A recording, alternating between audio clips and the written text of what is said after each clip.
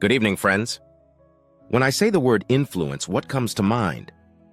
For many people, it's a dirty word. We think of manipulation, slick sales tactics, maybe a pushy politician or an aggressive marketer. We think of someone using pressure, power, or even deceit to get their way. But Zoe Chance, a professor at Yale, a behavioral scientist, and the author of Influence Is Your Superpower, turns that definition upside down. She says influence is not manipulation at all. In fact, it's a deeply human skill we all possess. Real influence, she says, isn't about control. It isn't about forcing people into doing what they don't want. It's about connection. It's about guiding people toward better decisions, decisions that can be good for them and good for us. And here's the truth. Whether we admit it or not, we are all influencers. Parents influencing children. Leaders influencing teams. Friends influencing friends. Even strangers influence one another in tiny ways every day. The only question is, are we using this power consciously, responsibly, and effectively? That's what today is about. Over the next 3 hours, we'll walk through Zoe Chance's principles of influence, what it is, how it works, how to use it, and most importantly, how to use it for good. Because influence, when you understand it, is not just a tool. It's a superpower. Module 1, the nature of influence. Let's start with how people actually make decisions. Most of us believe we're rational creatures. That if we present people with enough facts, logic, and data, they'll make the right choice. But research from psychology, Daniel Kahneman, Amos Tversky, and many others, has proven that this is a myth. We have two systems of thinking. System 1, fast, intuitive, emotional. System 2, slow, deliberate, rational. Zoe calls these the gator and the judge. The gator is like an alligator, ancient, instinctive, reactive. It makes snap judgments. It protects us. It looks for quick rewards and immediate safety. The judge comes later. It analyzes. It rationalizes. It explains the decision the gator already made. This means when we try to influence people only with facts and arguments, we're talking to the judge. But the gator has already decided. So effective influence speaks to both, but it starts with the gator. It starts with feelings, instincts, and trust. Module 2, influence as a superpower once. You understand the gator and the judge, influence suddenly looks different. It's not about overpowering someone's logic. It's about creating safety and connection. It's about helping their instinctive brain feel comfortable, curious, and open. Zoe emphasizes this. Most people underestimate their influence. They think they have little power. But the truth is, every interaction is a chance to shape behavior in ways that can ripple outward. She calls influence a superpower because when used with kindness and clarity, it creates transformation. It can turn no into yes. It can inspire action. It can even change lives. Module 3. The magic question, one of Zoe's most practical tools, is something she calls the magic question. It's a simple phrase. What would it take? Instead of pushing, you invite. Instead of confrontation, you open curiosity. What would it take for me to be considered for this project? What would it take for us to find a solution we both like? What would it take for you to feel comfortable saying yes? This question works because it shifts people out of defensive mode. They stop thinking why not and start thinking how. It transforms resistance into collaboration. And the best part? Anyone can use it. You don't need authority. You don't need charm. You just need to ask. Module 4. Connection before persuasion. Another key lesson. People don't say yes to ideas. They say yes to people. Before you can persuade, you must connect. That connection is built through warmth, empathy, and trust. Think about a leader you followed. Chances are it wasn't because of a perfectly logical argument. It was because you trusted them. You believed in them. You felt they had your best interests at heart. Influence isn't a debate. It's a relationship. Module 5, reciprocity and generosity. One of the most powerful forces in influence is reciprocity, the instinct to return a favor. Zoe shares the example of restaurants. When servers bring a free mint with the bill, tips go up. If they bring 2 mints, tips rise even more. Why? Because generosity triggers generosity. The principle is simple. When you give, people want to give back. So the question isn't, how can I get something from this person? The better question is, what can I give? Module 6, the role of attention. In our distracted world, attention itself is a gift. One of the simplest ways to influence people is to make them feel seen and heard. Use their name. Look them in the eye. Listen fully without checking your phone. Zoe reminds us, influence begins with noticing others. When you pay attention to people, they pay attention to you. Module 7, small requests, big results. One of the most fascinating findings in influence research is how tiny requests can lead to big commitments. This is called the foot-in-the-door effect. A classic study. Researchers asked homeowners to put a tiny sticker in their window supporting safe driving. A week later, the same researchers came back, this time asking them to put a massive, ugly billboard on their lawn. Shockingly, most of the people who had agreed to the tiny sticker said yes to the giant billboard. What happened? Once they saw themselves as the kind of person who supports this cause, they wanted to stay consistent with that identity. This is why, in influence, we don't always need to go for the big yes immediately. Sometimes all we need is the first small yes, and the rest follows. Think about sales. A free sample leads to a purchase. A trial subscription leads to a long-term contract. Think about relationships. A coffee date leads to a second meeting. A small favor leads to trust and friendship.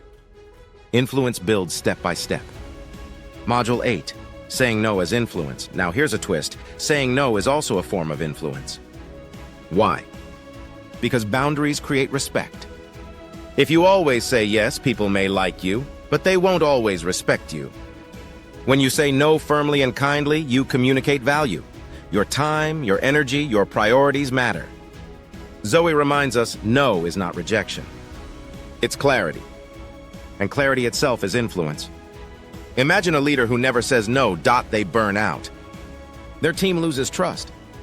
Compare that with a leader who protects boundaries, who models focus. Their yes carries more weight because it's rare and intentional. So don't fear the no. Use it to shape expectations and build credibility. Module 9. Social proof and belonging. Humans are social creatures. We look to others to decide what's safe, what's normal, what's right. This is the principle of social proof. When hotels tell guests, most people reuse their towels to save water, reuse rates jump dramatically. Not because of the environment, but because of belonging. People don't want to be the odd one out. Zoe emphasizes, if you want to influence, show people that others like them are already doing it. Want employees to adopt a new system? Share how many have already switched. Want kids to eat vegetables? Say, look, your brother eats carrots. Want someone to sign a petition? Mention, your neighbors have already signed. We underestimate how powerful belonging is. Influence often flows through identity. This is what people like us do. Module 10, scarcity and urgency. Scarcity is one of the strongest levers of influence. When something is limited, we want it more. Airlines flash, only 2 seats left at this price. Stores put today only tags on products. Limited editions sell out fast because people fear missing out. But Zoe makes an important point. Scarcity must be real. Fake urgency destroys trust. If people discover the only 2 left message was a lie, they feel manipulated.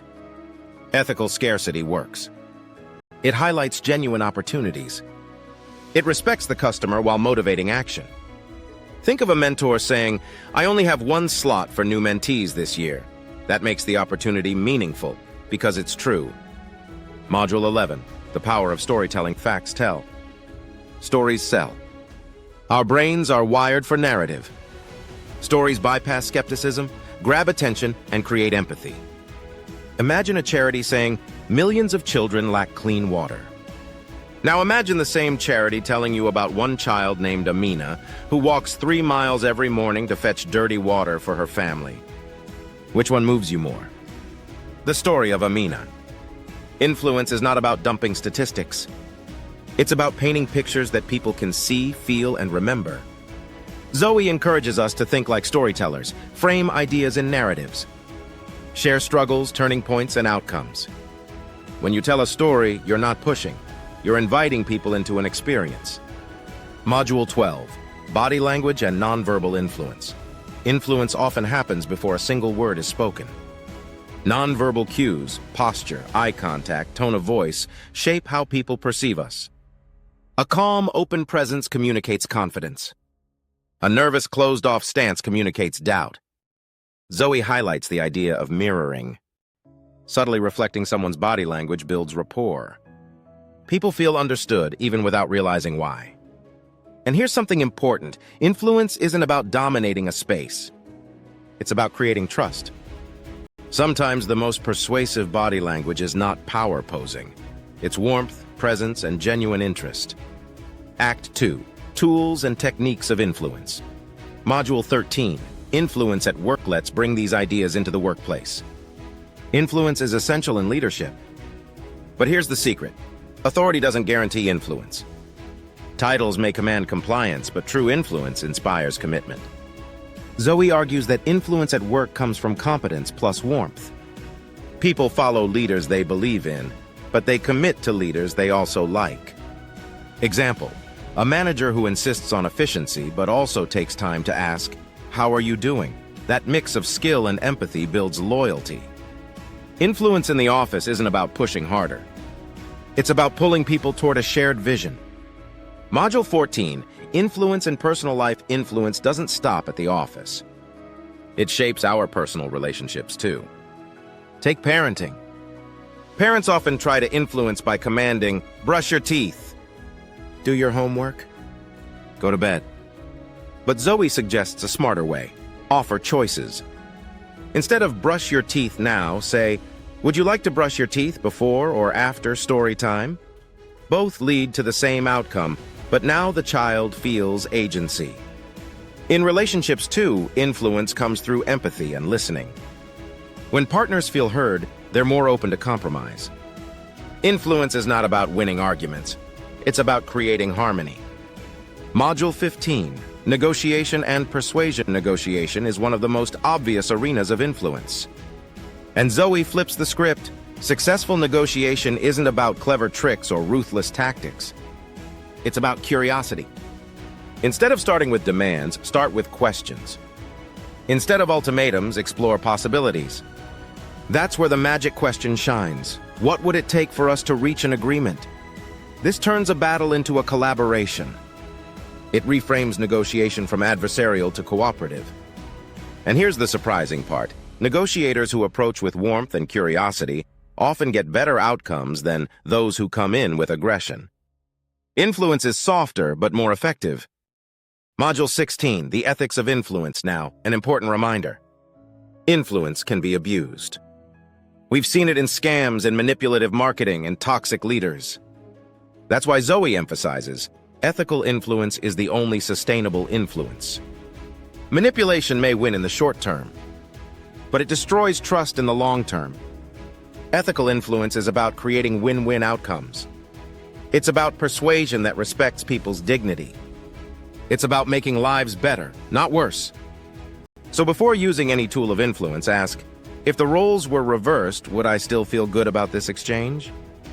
Module 17, Everyday Micro-Influence. Influence isn't just about big speeches, big deals, or big negotiations. It happens in everyday micro-moments. Asking a colleague for help.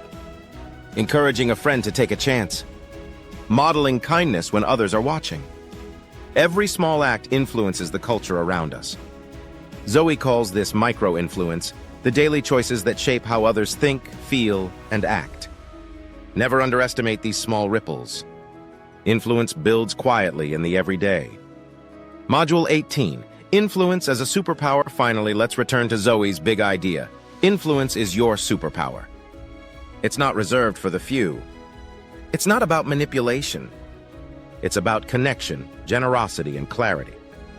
When you influence ethically, you open doors instead of closing them. You create win-win outcomes.